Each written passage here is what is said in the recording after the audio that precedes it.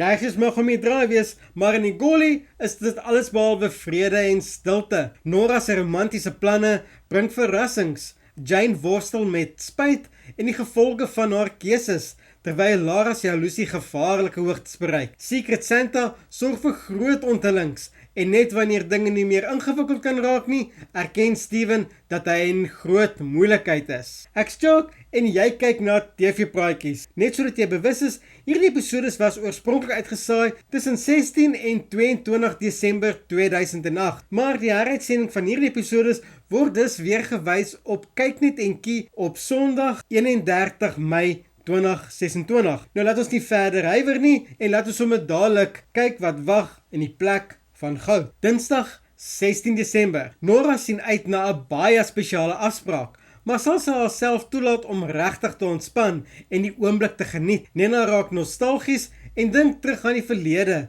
terwyl Jane stadig maar seker besef dat haar optrede groter gevolge het as wat sy verwag het. Steven en Karen besoek Kruinhou, maar vir Karen is die ervaring alles behalwe aangenaam. Woensdag 17 Desember 2008. Die oggend na die voorgaand bring min verandering en ou spanning bly steeds hang. Die groot vraag is of die Kersbestuitjie die mense gaan lok of nie. Jane kry teleurstellende nuus en dinge loop letterlik plat. Liam ontvang onverwags bewondering van iemand anders, iets wat Lara absoluut nie goed opneem nie. Iets wat Lara so 'n bietjie groen van jaloesie maak en haar woede laat opvlam. Intussen maak Elis Matron haar verskyning by Upstage. Donderdag 18 Desember 2008. Secret Santa oggend bring meer as net geskenke wanneer Chris 'n groot aankondiging maak. Jane wens sy kon haar besluit terugdraai, maar sy kan haarself nie keer nie. Nora ontvang 'n spesiale gas vir ete, wat moontlik vir onverwagse emosies kan sorg. Lara besef